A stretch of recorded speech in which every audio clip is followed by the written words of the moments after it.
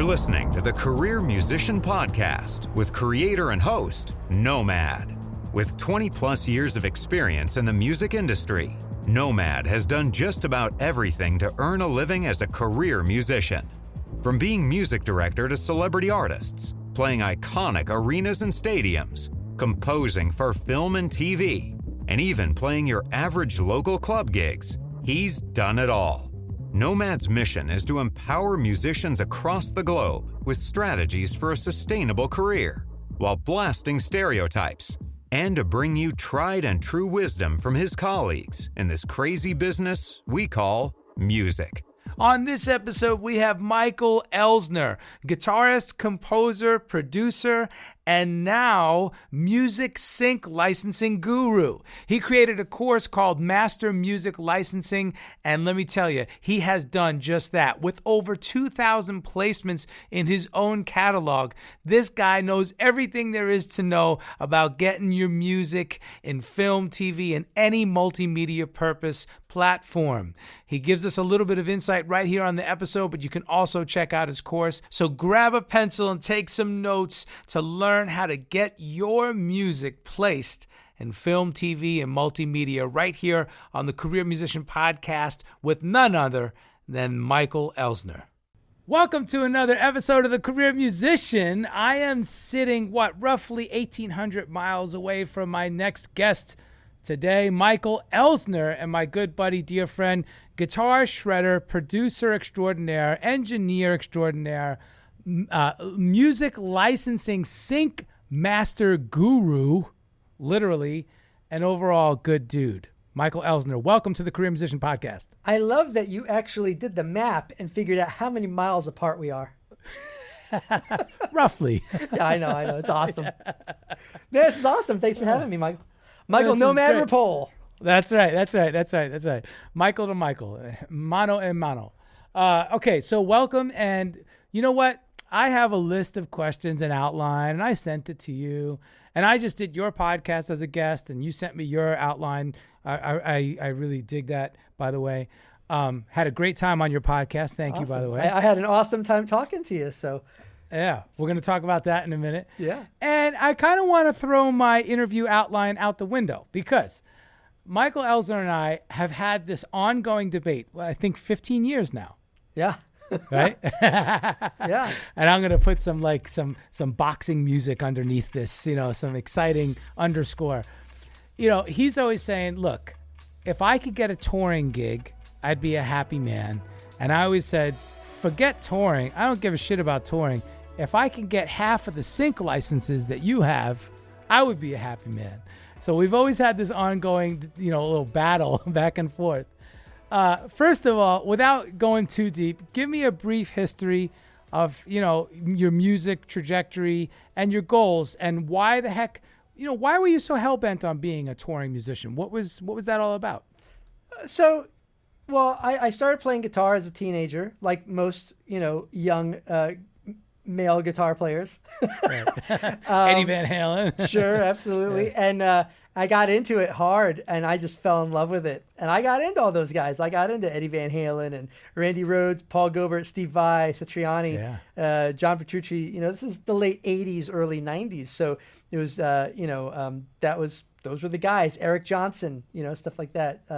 So I got into the technicians who were also very melodic and played with great bands and stuff like that. So, I was always the guy who played in bands and that was always the goal, So I played in a band for a number of years up in New York and made some music up there and made some records. And I had my first experience in a studio in the mid 90s and was captivated by that process. And I was kind of frustrated afterwards because while we had spent like a year playing all these shows to make enough money to make a record, go into a studio for a week and make a record. When it was done, it sounded great, but it just didn't sound like us. It was so produced and so slick. And the guy who was the engineer at the studio, he basically became the producer, but he didn't really know what we sounded like. And so it was funny. We were excited about it, but I think about 3 months later, after the novelty wore off, I just listened to it and I thought, this doesn't sound like us. It didn't capture, us. So I started getting into production and, got a 4-track and started learning how to record songs. And I was always writing songs, always doing that. And I moved to Nashville in 98. It's funny because I wonder why I did move to Nashville as opposed to like going out to Los Angeles and whatnot. But I think it was just closer to New York and whatever. And I thought I could easily, go there and get a gig and travel. And at that point I was in my early 20s. And so I just wanted to travel. And, but I started working with some engineers and producers and, working with them. And I basically spent, 4.5 years, started off as an assistant engineer for like a year, then 1.5 years maybe. Then I started producing. I kind of just jumped right into producing and started producing records and then playing on records and, taking my songs around to publishers and, tried to form a band. It's very difficult to form a band in a music community because all the great players are out traveling with other artists. Isn't that true? Yeah. So that was something I wish I knew, before I still did that. And then moved out to Los Angeles in 2003. I had realized that I had basically, in my first 4.5 years in Nashville, I had kind of pigeonholed myself. As Nashville is very much that kind of town, as you know, that you get pigeonholed very quickly. And I got pigeonholed as just a studio guy. And so I thought, well, I'm going to go out to Los Angeles. I'm going to rebuild my career. And I moved out to LA. I landed a gig on a TV show right off the bat, playing guitar on a TV show. And that led to some films, working with some composers. So right off the bat, I just landed in the TV world and the film world. Which TV show was that? The first show I ever did was The Young and the Restless. And then the first movie I ever did was Ella Enchanted. Wow. And so then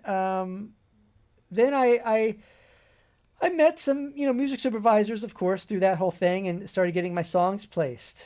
I'm really condensing the whole thing, but I moved out to LA to try and find a touring gig. But I needed money, so I picked up the session gigs.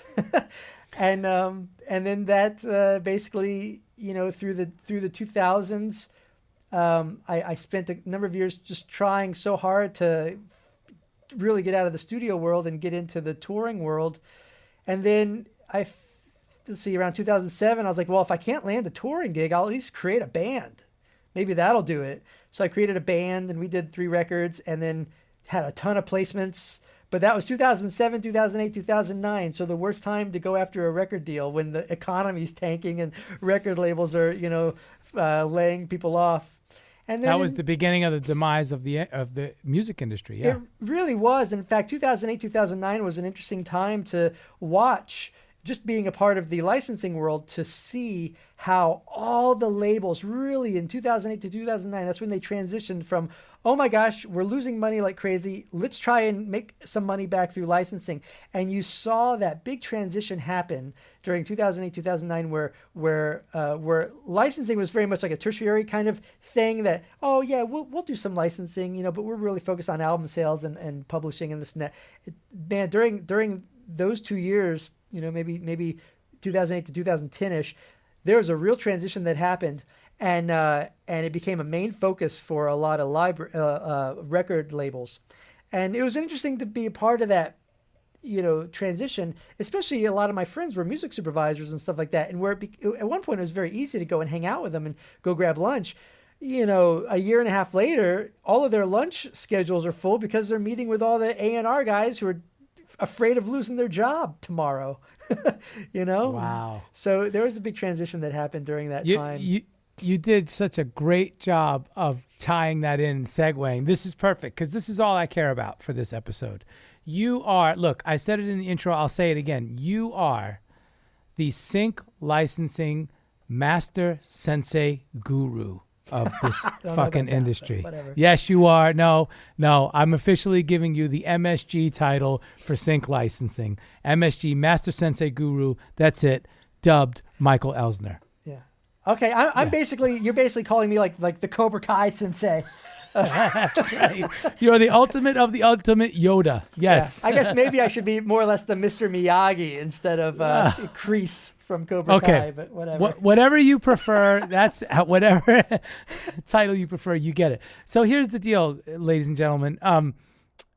look, I've always admired Michael's propensity for this, and he still says, "Oh, I don't know, I just kind of did it, and I did, and it happened, and naturally, and and blah blah blah." And yes, you are right. Your career took the natural trajectory that it took, just like mine took a different one, but in a similar fashion.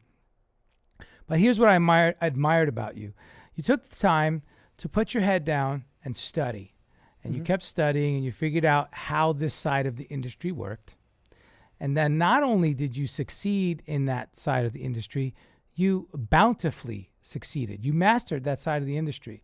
Now, you have to understand, Michael, the reason why it's so important to a lot of people who haven't done it is because it's impressive, number one, because you were successful in that you earned a living, and a good living, at doing what you love and what you're passionate about. You took the music that you created, that you composed, that you wrote, and you licensed it and kept doing it successfully for many years. This is what a lot of musicians want to know, how the heck you do it. Explain how you got into music licensing and how you mastered it, and now everything that you're offering. So I learned early in my career as a guitar player that I was able to reach certain levels a lot quicker if I put together systems to get there. And what I mean by that is, I had friends who were also playing guitar who, they would just sit around and play. And they would really not get, they wouldn't really get better. They would just get, they wouldn't really get to the next level very quickly. And I learned that if I actually sat down... I call that musical masturbation. Yeah, exactly, right? And I learned that for me, if I actually spent like a half hour very focused on accomplishing some specific task, I could get it done, and I would actually develop my skills much quicker. And so that was something that I learned that just works for me in a lot of different ways. So for me, I work really well when I'm able to figure out a system. And of course, I was into studying guitar. So what I would do is I would read these guitar magazines and stuff like that. And I would put together these little practice regimens based on like what I learned that month in the Guitar for the Practicing Musician, article. And I would be able to accomplish it. And it'd be the same thing when I was reading the tab for some of these songs. And granted, this is also the late 80s, early 90s, where the technical facility of these guitar players was at a whole other level. Guys like George Lynch and Paul Gilbert and Citriani and stuff. So to be able to play their songs, took a bit. But I really wanted to play them. So I would really systematically put together this process on how to learn it. Maybe I'd learn it at half speed. And then, that was the nice thing about like some of the old cassette players, you could slow them down, and then, just get better at following an actual system. And it was the same thing when it came to licensing. Licensing was not my focus. When I started having success licensing my songs, it was just a great way to make money while I was still pursuing, the touring pursuit. And so at that point, I just wanted to do what I normally don't do, which is just to put together a system that will allow me to get results. Now, I have a process that has gone through many different changes over the years as the industry's changed and as I learned more about how to do it. But it's consistent. And the nice thing about that process is it allows me to shut off the left side of my brain, right? As humans, we're right brain, left brain people. But that's right. When you follow a system, you can shut off the left part of your brain. You can stay creative, and you never have to ask what's next. Okay, and that's what I really enjoy about putting together systems. There's no science to it really. It's just a matter of going, well, this works consistently if I do this. So this is the new system. I do this, and this, and this. It just becomes a checklist. And so I love that. And hold on, let's park there for a minute. That's really important that you are able to shut off the left side of your brain. And it becomes a system. And if you systematically go through this checklist, it's going to work. Yeah, of course. It's a proven scientific theory. Yeah. It's a universal theory, right? Yeah. Yeah, the systems will get you to the end. I heard this really cool phrase. And it was a guy who was talking about schematics. Right. Mm. And as guitar players, we all know that at the end of the manual that comes with our guitar amplifier or any piece of outboard gear that we bought over the years, preamps or whatever for engineers and stuff like that. There's that last page or two where you can fold it out and it has all these weird squiggly lines and weird numbers and that we don't understand, but a smart engineering person would. And it basically, that's the schematic of that piece of gear. It shows how the signal goes through it, right? So a schematic, what is the short? A schematic is just a system, right? What is the root word of schematic? Well, it's scheme. We always hear like, oh, get rich quick scheme, get rich quick scheme. And I heard this guy one time say, he was kind of, basically saying how that's a stupid phrase. He goes, because a scheme is a schematic. It's a system that gets you from one point to the other. And you have to ask yourself, what's better, a get rich quick scheme or a stay poor slowly scheme? I thought, wow, that's brilliant. That's brilliant. So really, if we can put together a schematic that gets us from here to here quickly, that's the goal, right? That's great. Yeah. And so, of course, as a guitar player, always practicing and getting better, it was always like, this is what I'm going to work on this month. This is what I'm going to work on this week.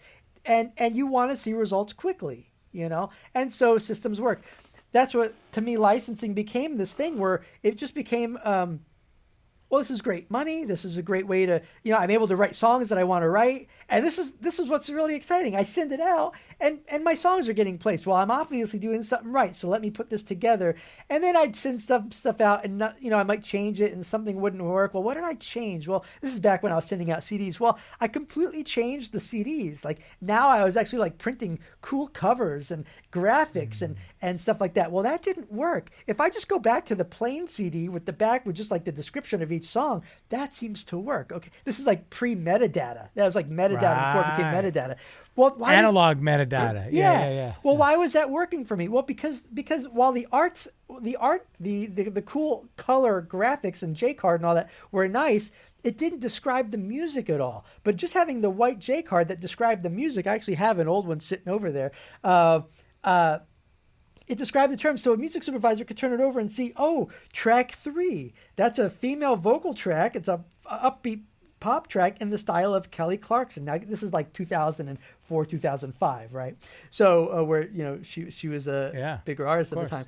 Oh, this is great. And so they knew just by looking at the CD without even listening what they were getting. And I learned, okay, that worked. But when I changed it and I tried to make it look more professional, that didn't work so well. Why did it not work? Well, when I really analyzed, it's because I took all the description stuff away.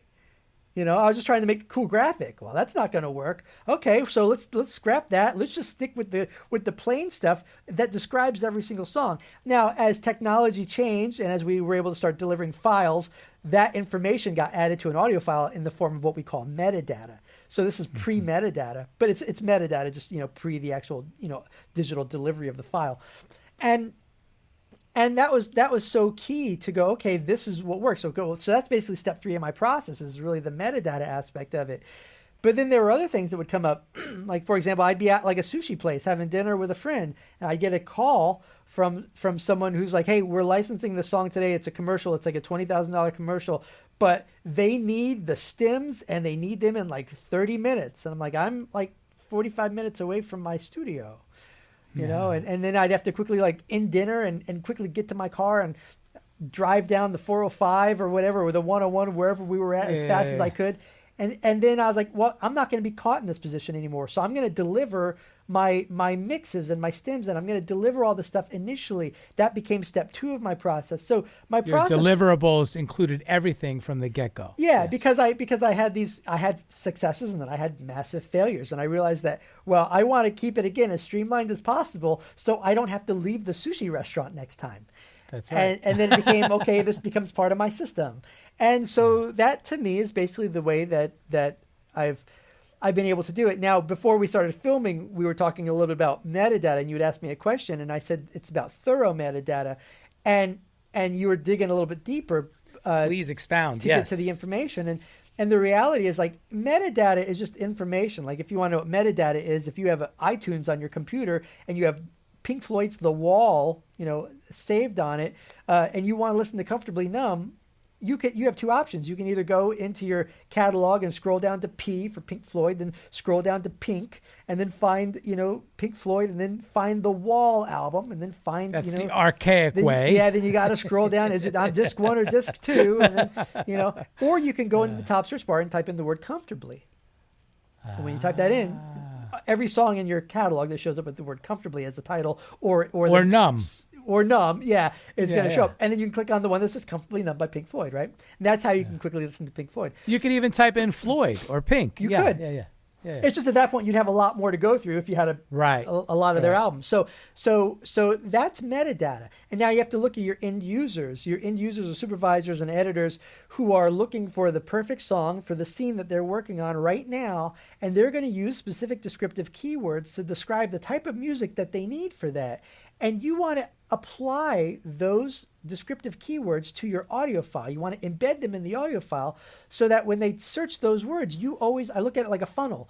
They're going to start with 100,000 tracks, and you want to end up at the bottom of that search. You want to be in the bottom like 10 or 12 tracks so that you at least get auditioned for the opportunity. It's kind of like finding a road gig, right? Beautiful. There's tens of thousands of guitar players out there, but for you to become the guitar player for this artist, you got to show up at that audition. You got to be the 10 or 12 guys that shows up at the audition so you can at least have a standing chance to land the gig. And it's the same thing with licensing, and what gets you there in that aspect is the metadata, the metadata that accurately describes and thoroughly describes your music.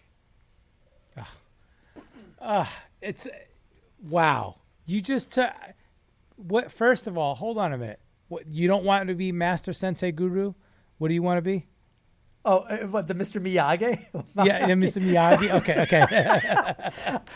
I'll be Cobra Kai. It doesn't matter. I love the Karate Kid. First of all, it was amazing the way you did that and the way you brought it all together. So yes, that is perfectly applicable. And folks, listen up. So what Michael's talking about, if you're not hip, just start Googling metadata, sync licensing, and just start typing in these terms. You'll learn quickly about it and how it works. But more so, let's direct everybody to your course. Let's talk about mastermusiclicensing.com, right? Mm-hmm. Sure. That's your course. That's a website. Yeah, the course I only open up a couple times throughout the year, but I do have an ebook that you can read in about 45 minutes, and you will learn the exact process that I've used to get my sync placements over the years. And the biggest thing that I would say to anyone listening who is a musician who wants to get their songs in TV and film, and let's just say that you've been trying to do this and you've failed. The first thing is it's not your fault that you failed. It's probably not even the fact that your music's good or bad. It's the fact that your music's not even been heard yet. And the thing you have to keep in mind, this is the biggest thing you have to keep in mind when it comes to licensing your music, is that a lot of musicians, they approach licensing their songs the same way they approach getting their music out in the traditional music industry path, which is finish your song and then send it out. And that's a two-step process. You have to keep in mind when you're licensing your music, you're not working in the music industry. You're working in the TV industry, in the film industry, in the commercial industry. Say that again, bro. Say that again. So important. Yeah, you're working in a completely different industry. And that's what musicians don't understand. Yeah, so your end users in the traditional music industry path, when you're delivering them your song, so we'll say it's someone at a radio station, we'll say it's a fan who came to your show and bought your CD. They are taking your song, they're taking the stereo mix of your song, they're putting it in their player, and they're listening to it. That's how they absorb your music. They're experiencing it, and that's great. That's how they're supposed to experience it. Those are those end users in that path. But in the TV world, in the commercial world, in the film world, in the film and video game trailer world, in the video game world, whatever it is, anything synchronizing music to video, your end users are absorbing music completely different. Let's just talk about TV shows really quickly. And I'll give you an example of why the approach is different right off the bat. First thing is, in music, we mix music in stereo, right? We hand a stereo mix to someone via a CD or a file. That's they listen to it through two speakers. But when you watch a TV show or you go to a movie theater, what are you listening to music in? You're not listening to it in stereo. You're in surround mode. Surround system 5.1, 5.1, Dolby, yeah. 7.1, right? Yep. So what's happening is when you deliver your music, you're going to deliver your music to, say, a music supervisor. They're going to license it. Now they're going to hand it off to the music editor. That editor is going to put it in the scene as needed and make all the adjustments and the cuts as needed to fit the edit. And then they take that, they take the music, they take all the dialogue from the actors, they take all the sound design, and they hand it to a person called a re-recording mixer. And that person then takes that and they mix it in the surround space. So in the music industry path, when you hand off your music, you have the final say. This is my music. Now you get to listen to it. But when you're working in the music, in the TV and the film industry and the commercial industry, there are at least 3 steps beyond you, people beyond you, who are going to manipulate your music to help them tell the story that's being told visually. And they're going to manipulate your music. They're going to manipulate the mix. They're going to manipulate the edit, right? And so you need to deliver them music in such a way that allows them to do their job easily and quickly. And before they even get to the point to where they can take your song and manipulate it, they have to search it. So there's where the metadata comes in. Then they have to go through the licensing process. And if you're a musician and you don't know the first thing about sync or master licenses, then you can be assured that they're not going to work with you, because this is a professional industry. And just like any other industry, you're not going to go to a doctor, who just wants to be a doctor. You're going to go to someone who actually knows what they're doing. And it's the same thing with these individuals, because we're dealing with intellectual property and intellectual property rights. And when it comes to that, you're dealing with copyright, you're dealing with the legalities of the ownership of that, both the master recording, the publishing. And if there's ever an issue, there's even insurance involved in this process, errors and emissions insurance. Let's say you're an artist and you took a sample from the intro of Michael Jackson's Billie Jean. You just took that intro, 4-beat drum groove, and you created a song around it, that loop. Legally, you can't use that. If someone were to license that from you, because legally you don't own that drum loop, they could be on the hook. Financially, they could be sued. But hold on. If you replay that, you can't copyright a beat. No, I mean you actually took the actual sample from the Thriller album. So what I'm saying, the solution is just replay that beat. Or program that beat. I mean that beat's been played a zillion times. And you can't copyright that. But the same point, but you can copyright, but that master recording is that's copyright. And these are the problems though, because a lot of musicians don't understand the business, that they take loops that they don't own. And they utilize, and this is the reason why it's not as simple as just, I'm just going to send my music out to a supervisor. Well, good luck. The supervisor, doesn't know anything about you, and how do they know that you legally own every aspect of it? So there's a little bit more to licensing than just the initial example of packaging up your music and sending it out. And that's why. We'll call that. Go ahead. Sorry. Well, I call that checks and balances. Yes. Yeah.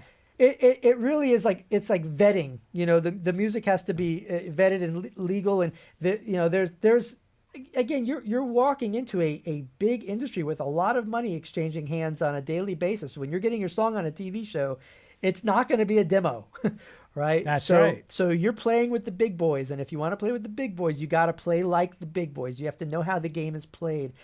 And licensing your music is not hard. It's definitely within the reach of every single independent musician. But you have to learn new strategies, and have new skill sets to get your music out there, because you have to basically learn how a different industry utilizes and absorbs your music. Matt, whether it's Netflix or NBC, the indemnification clauses are a big deal, right? Oh, absolutely. Absolutely. Basically what you're saying. Can you expound on that and what that means to the audience? That means like within that contract is you're absorbing the responsibility, the liability. That's right. Yeah, responsibility, the liability. But at the same point, that's one of the reasons why even now you see a lot of supervisors don't work with independent artists directly anymore like they used to. They work through libraries. And in the licensing world, a library is a music publisher. Now, if you're a little older, like myself, You like might myself. you come from an era where libraries were often kind of like just I'm just going to throw like my little instrumental tracks into a library. That's not what libraries are anymore. Libraries are full-fledged publishers that fully administer the rights to not only instrumental tracks, but vocal songs. There are libraries that represent the vocal song catalogs of big artists that you probably own their CDs in your music collection. So even big major artists and big major labels are working through various libraries and administrators that fully administrate the music specifically and only to the sync licensing industry. Join the Career Musician Facebook group and get involved in the conversation. I'm Michael Elsner, and you are listening to the Career Musician Podcast with my buddy, Nomad. Help us continue to provide you with new and engaging content by getting our ratings up. Please subscribe and leave a review on Apple Podcasts. Man, okay. So this is so important, everybody. And again, if you're lost, just start Googling some of the terminology and start with music supervising, or start with sync licensing and how to sync, my music, or how to license my music. And that's all going to pop up. Again, Master Music Licensing, your ebook is available where? For free, mastermusiclicensing.com. Just go there and you'll see a link that says Get Started, or I have a big blog page with tons of information on licensing. You can go to the blog, and on each blog page, there's a little link that you can always download the book. The book is free, or you can get on Amazon or Walmart and you can spend $7. So you can either get it for free on my website or go to Walmart and Amazon and give them some money. $7. That's right. Okay. Well, I love this because, again, the whole mission statement of the Career Musician is to empower musicians with strategies for a sustainable career. Awesome. And if you asked me what percentage of my income was generated from sync licensing, I would say it used to be about a third. Now it's vying for about a halfway percent, 50%. Yeah. I want to get it to the point where I have it at about 80 to 90%. So all the music that I do is just for fun. In other words, if I play guitar on a track for somebody, it's because I just want to have fun and I really like that track, right? Or I like that person, or I like that artist. Yeah. But I want the majority of my income to be passive income. And folks, that's what this is. It's passive income. So when you hear people talk about, horizontal money, I'm making money while I'm sleeping. Okay, well, that's passive income. And that's right. And again, I keep tooting Michael's horn because it's true. He has mastered that area of the industry. I'm doing pretty well in that area. I'm nowhere near him. I have not achieved your level of success there. I want to take what you said to another level, though, because I love that you're talking about passive income. And I want to be clear. I call it massive and passive. There you go. I like it. Here's the reason why. Because in the licensing world, there are actually two forms of income, and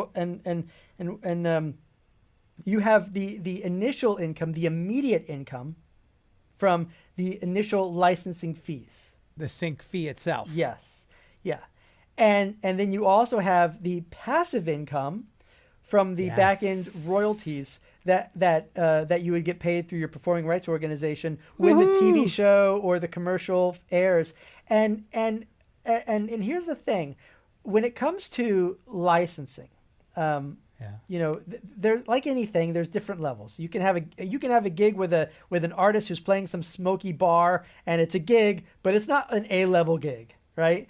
And then you can have the big tour where you're playing the arenas and the stadiums, and that's your A-level gig, right? Well, licensing is kind of the same thing. You can supply music for network primetime TV shows, or you can, supply music for the hunting channel, which I don't know if it even exists. And if it does, it might not have a ton of viewers. But the difference here is that one has a large viewership. And like, for example, like a TV show on ABC or NBC on Thursday night at prime time is going to have a large viewership. And actually what this is actually called the hookup weight. And what that means is that virtually every TV in America whether you have cable or not, you can get one of those little digital antennas, and you will be able to access ABC, NBC, and CBS. All of us have access to those networks. Whether or not we watch them or not is one thing, but we all have access to it. Cable is a different thing. It depends on what you pay for it, right? But the hookup weight means that there's a ton of people that have access to ABC, NBC, CBS, the network channels. So if you get songs on shows like that, you're going to have a much higher licensing fee, sync fee. And if you get into like things like doing film trailers or video game trailers, video games in general, commercials, any type of advertisement, whether it's a radio commercial or whether it's a TV commercial, advertisements always pay great. So I always look at these as the upfront fees can be massive income. And the back end income is your great passive income. So the massive passive income stream is what you're going after, and that's dependent on you. If you want to make massive income, then you got to write music and you got to gear it for the right outlets that are going to actually pay you that income. If you're writing music for the hunting channel, then you can't complain when your music's not making massive income for you, because again, I don't even know if that network exists, but right. If it does, then I'm going to assume that there's not a ton of viewership to it. Well, hold on here, and this is so perfect. I'm so glad you brought it up, because I have music in a show called Pitbulls and Parolees. Oh, I'm very familiar with that show. Yeah. Right. I think you have music in that show too. We both do. I probably do. I'm sure you do. Well, it's one of those, off-brand kind of cable shows that, it's a very niche market. Yeah. Look, some of the cues, a cue, obviously, my listeners, if you don't know, a cue is a little piece of music that goes under the dialogue, referred to underscore cue, right? Some of those make 30 cents, 65 cents, depending on how long they use it. Some of them might make $1 and change or $3 and change. Okay, so that's a decent show. But I always say, if you're doing the cable shows or those type of shows, it's like the penny stocks. Yeah. You have to have hundreds of them or thousands of them for it to add up. But what Michael's saying is, conversely, if you have 1 or 2 or 3 major network placements, okay, it could all balance out. So in other words, if I had 1,000 small little cues on the cable that came out to $2,000 on my statement, or if I had 1 decent placement on NBC, that could also be $2,000 just on that one placement. But here's the thing, though. I don't ever focus on the one placement. The thing that I teach that's important is I always focus on consistent placements. And the reason why is because you don't know the editor who's using your music for Pitbulls and Parolees. He might love your music, but he might be working on the next big CBS show next year.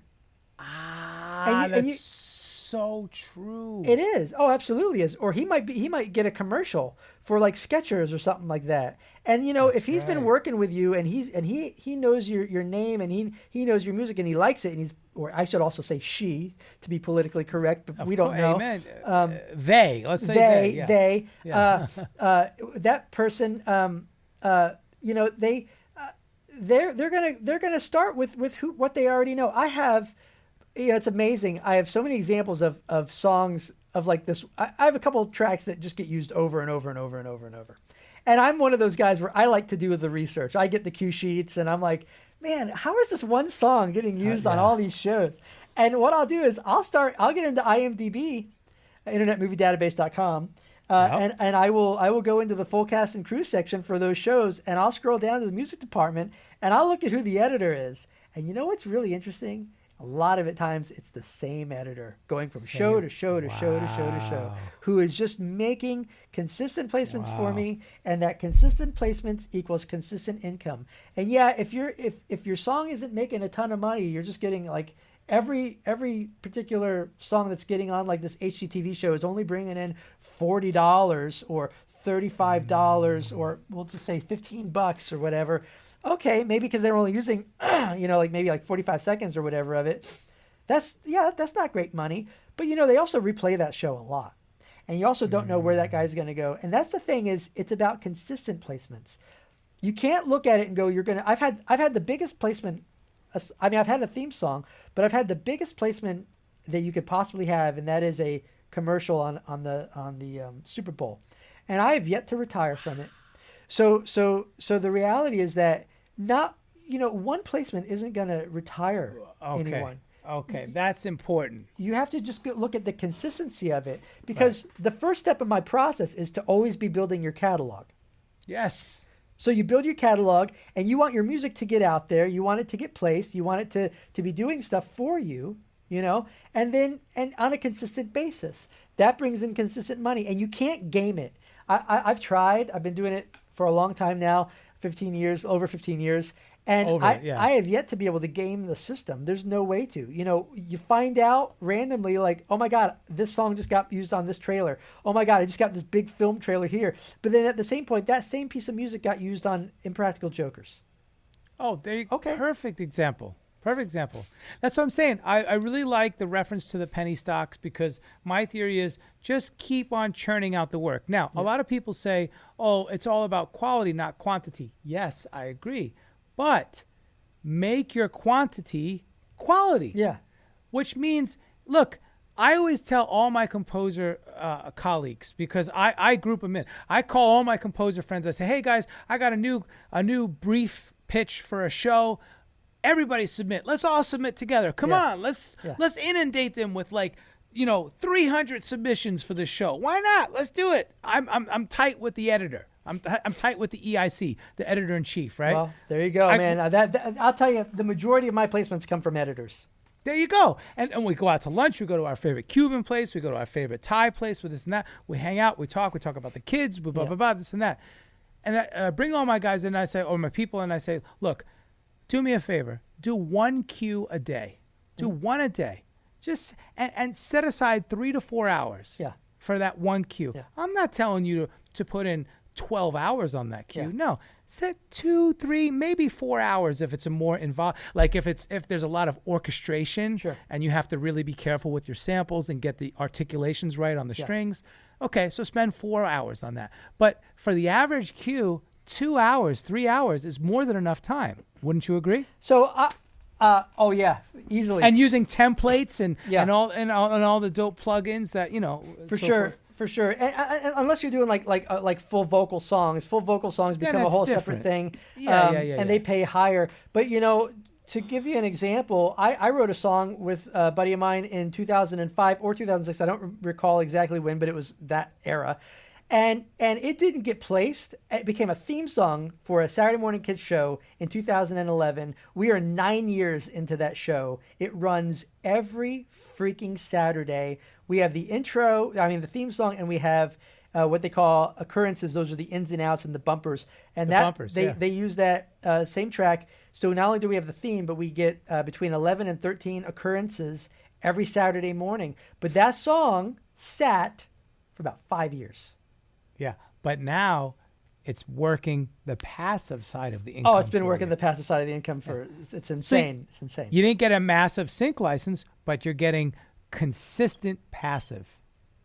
Yes. Every Saturday, you can't argue with that. I mean, consistent. And the thing is, you don't know. I also know. I'll use another example. I did a song with another buddy of mine, and I know that I did that one in August of 2006. And that was we were pitching for another show. It did not get chosen. We were pitching for the theme song of another show. Did not get chosen. And in 2016, my buddy called me up, like literally 10 years later, said, "Hey, so this song just got picked up as a theme song for this other show. They need to know your, I moved." I changed my PRO affiliation between then. And so he needed new information from me, my new address and my new PRO numbers and stuff like that. But the thing is interesting is it took 10 years. That song took 10 years to start doing something. So you can't look at it like, well, that they didn't use my song that I wrote last time, therefore I'm not going to do anything. No, you have to consistently add because you don't know. Now, there are ways that you can actually make this work for you, and that's steps 2 and 3 of my process, and that is creating what I call the valuable content, which are your multiple mixes and your stems and your cut down mixes. And then step 3, which is thorough, I'll say it a third time, thorough metadata. I see. Yeah. And there is a way I was telling, I was sharing earlier before we recorded, but I did a thing recently where I was on a webinar, and I had the people. I did it twice actually. I had the people on the webinar.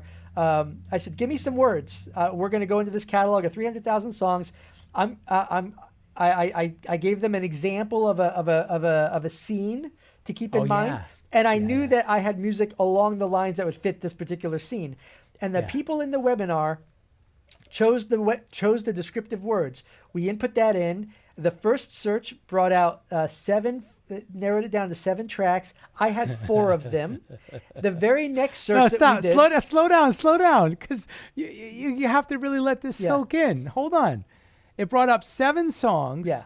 From your metadata query, it brought in 7 songs, and 4 of them were yours. Yeah, out of 300,000 songs, it narrowed it down to 7. Hold on. Out of 300,000, I need you to be emphatic, okay? Oh, it's amazing, Michael. How about that? Listen. I'm emphatic. Listen, out of 300, but I really want the listeners to understand this and how feasible it is. Look, these are not pipe dreams, folks. No. When I'm not selling you fucking pipe dreams, Michael and I are talking about real shit. 300,000 song options. This is a query on metadata. Yes. 300,000 songs. 7 songs come up based on the metadata terminology that you chose. They chose. I didn't choose it. I had them choose it. Oh, even better. I just gave them the scenario. I said, imagine you're watching a Disney better. Pixar film. Describe the scene. Everyone send in a couple words, and then I chose like 4 or 5 words that people had typed up into the chat box. I input it and narrowed it down to 7. Out of the 7, I had 4. Now I wanted to show that I didn't fake this. I wasn't playing with them. So I said, oh, this is amazing. I was actually surprised that I had that many. So I said, okay, I'm going to delete these. Whoever wants to, give me a bunch of other descriptive terms, not like the other 4 that we added or whatever. And then boom, a bunch of other ones popped up. I copied them. I put them right into the search. I hit the button. There were 8, I think, that showed up in the next search. I had 1. Now the goal here is that it's not necessarily because my music was amazing. It's because the metadata that I attached to the music is fucking amazing. I love that. I love how. Okay, now I get the emphasis. Okay, so all right. Did everybody hear that? So listen, because you have to be realistic. Let's say we're competing. There's 8 billion people on the earth. There's 3 or 4 billion that have access to the internet. How many 100 millions are actually musicians? And then how many maybe 100 million, let's call it 100 million professional musicians, career musicians. Okay. And then from there, and let's keep cutting it down, reducing our odds. And let's say there's 50 million that are professionals and blah, blah, blah. And then maybe there's 20 million that understand this part of it. Okay. Right. You see where I'm getting? Yeah. You see where I'm going? Yeah. Okay. So I'm counting my odds, right? I'm hedging my bets. So out of 300,000 song submissions, 7 came up, and 4 of Michael's songs were in there. And then on the next query, yes, 8 songs showed up. 8 songs showed up, and you had 1 of them. Yeah. So, listen, folks, you have to understand these numbers. Do you realize how important that is? That's huge. And I'm not trying to be some over, zealous kind of used car salesman, but this is real stuff. Mm-hmm. And this is what I want the career musician to understand, that real musicians don't starve. And this is why you don't have to starve. You see how I worked that in there, baby? I love that. That's amazing. Because the career musician knows real musicians don't starve. And this is the truth. You just have to study a little bit to learn the ins and outs. Yeah, and it kind of goes back to the idea of that kind of goes back to what I said earlier about like if you've tried at licensing your music and you failed, it's not your fault. It's simply because you most likely just did not know the process so that your music can actually show up and in the search and you can actually have a chance of getting it. The reason why a lot of people have failed, and I've been since we met 15 years ago, I've been in the licensing world and I've been talking, and sharing this because a lot of musicians are always asking, how they can do this as well. And it really boils down to, I don't ever teach how to write songs for TV because there is no right way to write a music. There's no magic formula. No. That's right. That's right. The worst song I ever wrote, the freaking worst piece of crap I ever wrote was licensed on Hannah Montana and High School Musical too. So if believe me, if I like how you throw that in there, piece though. of crap. No, but it's true because it was something that I thought like this is no one's ever going to use this, but they did. And you made tens of thousands of dollars off that. Well, the thing that I learned, and let me give you an example. This is a great story of what I've learned here, is that when we look at our songs, a lot of times we step back and we look at the entirety of it. So let's say you're looking at a ruler, okay? You're looking at a ruler and it's a 12-inch ruler, okay? And that's the length of our song, okay? So we're looking at that, and around like the 3-inch part, that's where the verse comes in, and 4.5 inches, that's where the first chorus comes in, whatever, right? So we have different sections on that ruler that relate to different parts of our song, right? But we look at the song because we created it. We look at it as a whole. And we can go, boy, the song is great or whatever. But maybe that bridge that starts around like the 7-inch mark to like the 8.5-inch mark, that's just not good or whatever, right? Well, the thing is with licensing is that an editor, when your song is placed in a TV show, that whole ruler is not going to slide in there. What's going to happen is a little section of that ruler is, it might start at the 3.5-inch mark, and it might go to 5 inches. And maybe that's the last line of your verse into the first 2 lines of your chorus. Who knows, right? Sections of that are going to be used. And I had a song that I really liked at one point. Early in my career, this was a great learning experience for me. I spent a lot of time on the verse and on the chorus. I had a beautiful singer, vocalist come in and sing just beautiful vocals on it, female vocals on it. We just did these great background vocals in the chorus. It just was magnificent. And the bridge was just a piece of crap because the bridge had to be done really quickly, and I just wrote garbage lyrics, couldn't even figure out the right melody to fit her voice because like her voice sat in there. If she did a lower harmony, it was too low. If we did a higher harmony, it was too high for her voice. So we were kind of in this weird quandary of what do we do here? So I just sang a lower vocal harmony. So out of nowhere in this bridge comes a male voice. Weird, right? And the lyrics were just garbage. It was, I'm so glad you found me. I'm lost in your love. When you surround me, I can't get enough. Just stupid lyrics. And and it got licensed on a TV show. And I was so excited about it because I thought, this is great. The chorus is beautiful. Well, when the show came out, I watched it. And the entire show went all the way through, and I never heard the song. And I thought, oh my gosh, maybe they gave me the wrong date. Well, what happened was, in the show, the story is that this new guy comes into town, steals the girl from the other co-star guy, and he's a total scumbag, and just leaves her at the end and dumps her, right? And she ends up at this table, like by the beach, with her ex. They're making up, and she says, she's basically saying that, you were right, the guy was a scumbag. He's like, I know. And then she goes, I'm so glad I have you. And he goes, well, you always know where to find me.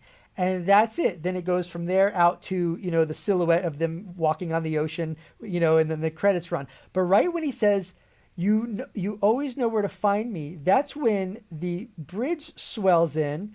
And the first line is, I'm so glad you found me. I'm lost in your love. When you surround me, I can't get enough.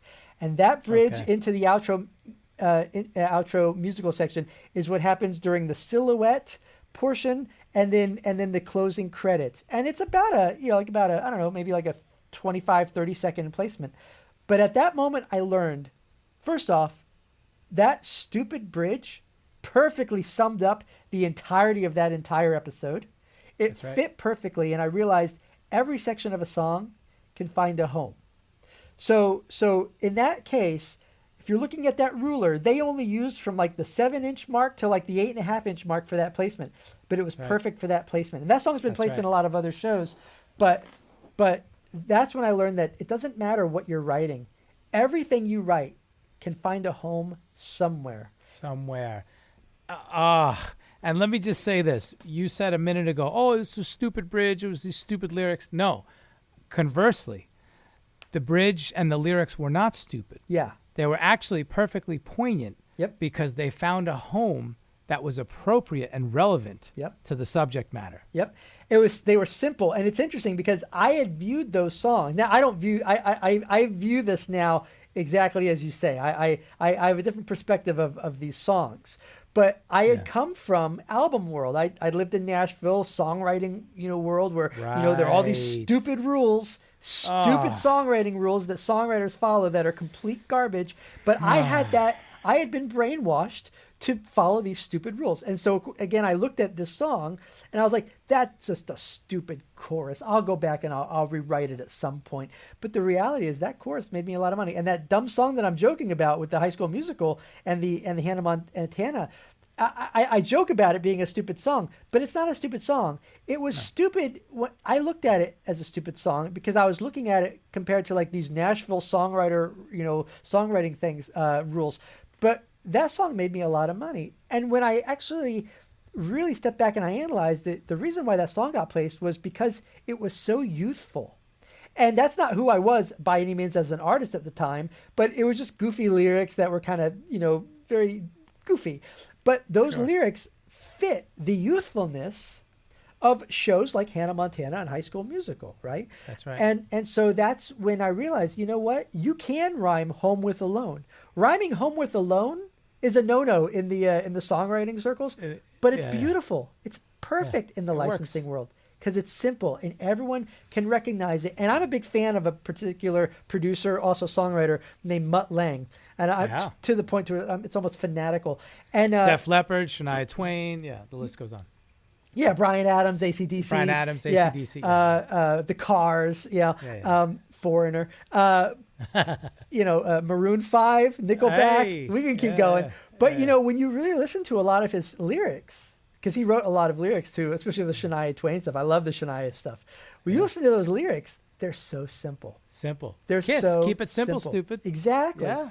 And of course, I had to get past this mode of all these songwriting rules that I learned the first 4.5 years I lived in Nashville, to where I had to go, you know what, you can rhyme. Every line can be the same line. The same rhyme. Yeah, the same it's okay. rhyme. I have a song called "You Again," where every other line from every verse and every chorus is the words "you again," and that song has been placed, dozens of times. And every line, the chorus and the verses, every other line is the word "you again." The words "you again." So it's breaking every rule possible. But when you sync that up to TV, again, we got to keep in mind that we can't look at it like the whole 12-inch ruler. We got to look at it from Increments. Yes. That's right, baby. Okay, dude, Michael, this has been amazing. First of all, wow. Okay. Second of all, wow. Third of all, Master Sensei Guru. Okay.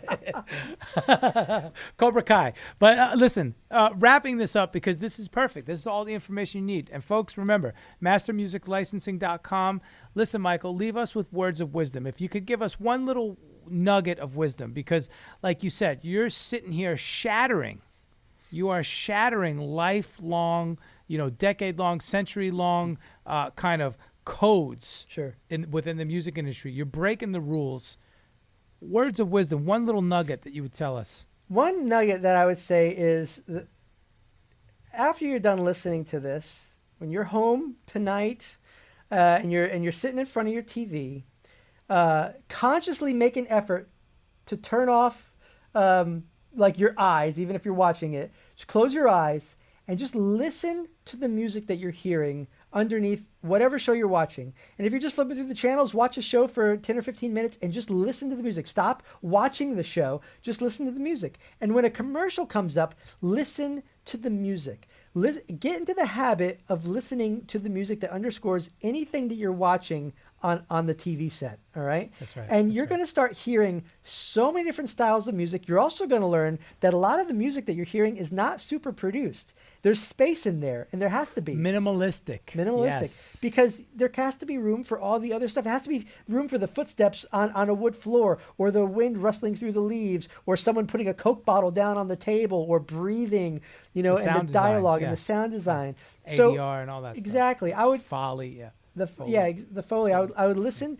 I would just listen to the music. You'll start becoming very aware of the wide variety of music that gets used every day. And again, don't ignore the commercials. The commercials are going to be some of the highest paying things you're going to do. Don't ignore the commercials. And the other thing I would really encourage you to think about, and this is just a mindset shift, is that if you're sitting at home and you're frustrated that you didn't get to where you wanted to get to in your career, or no one liked your songs and you gave it your best shot and this and that, keep in mind that when you turn on TV, the people who are writing that music are people just like you.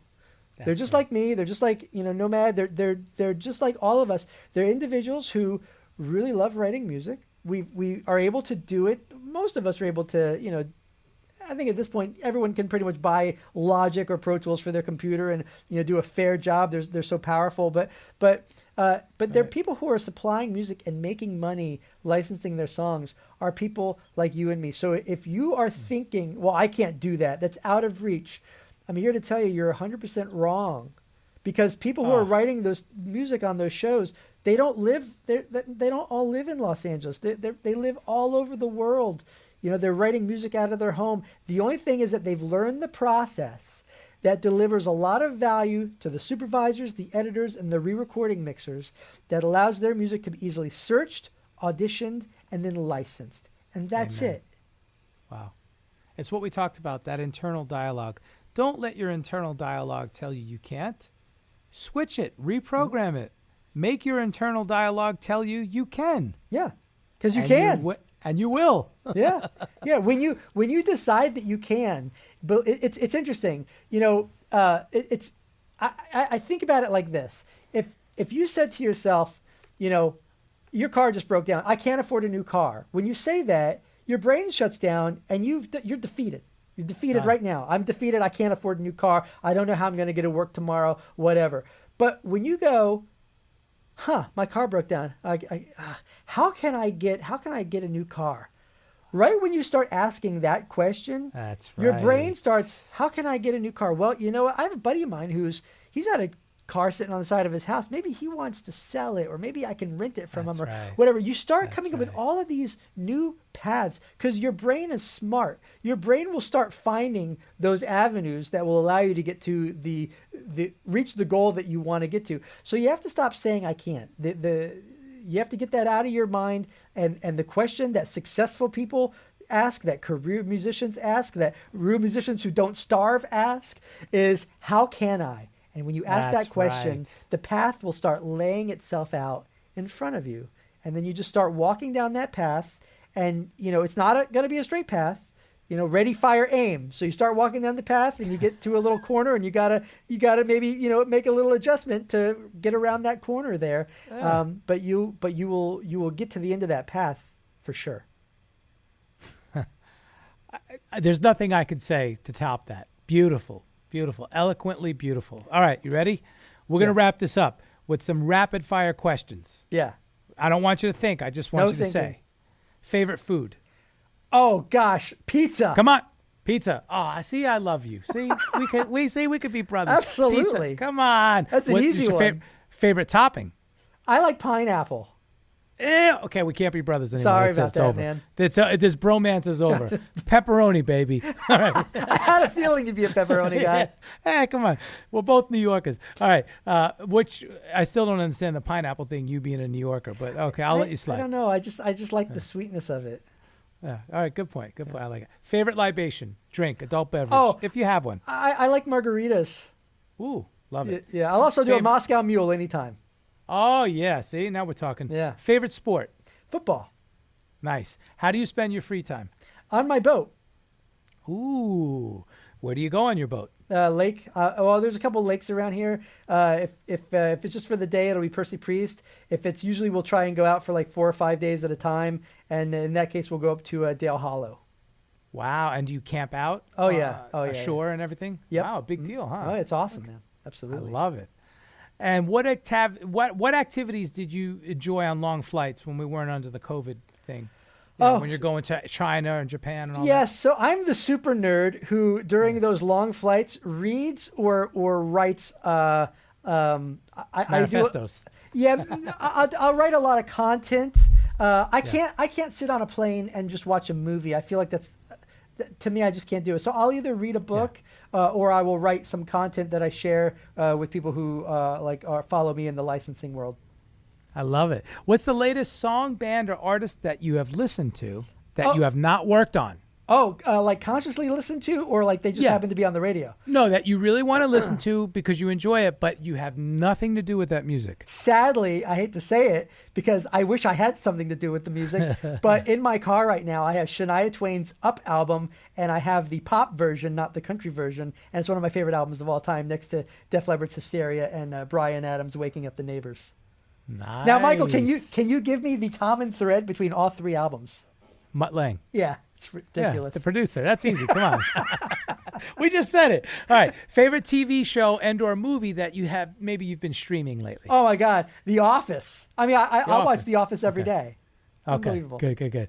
Shopping, online, brick and mortar? Pre and post-COVID, brick and mortar. Ah, good. I like that. Dream collaboration. If you can collaborate with one musical entity, whether dead or alive, who would it be? Ed Roland from Collective Soul.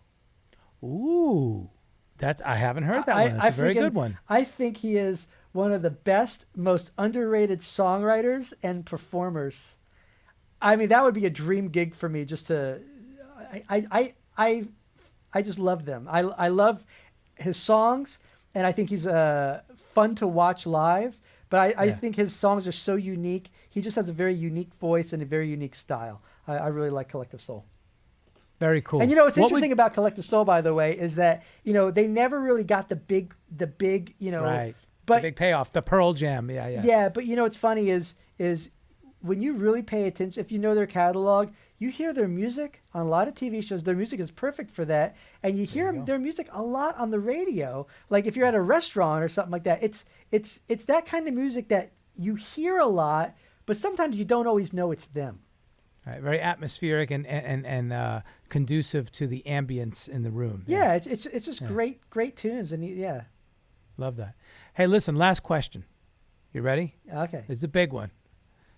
What would you do if you weren't a career musician?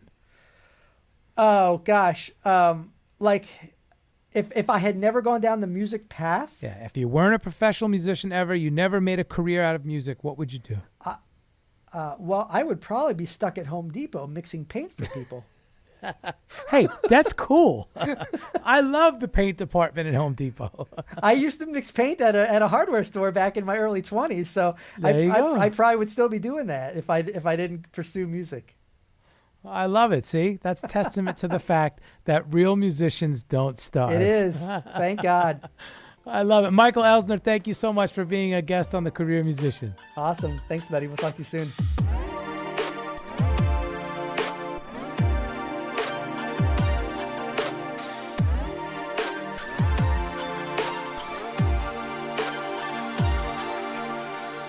You're listening to the Career Musician Podcast by Nomad.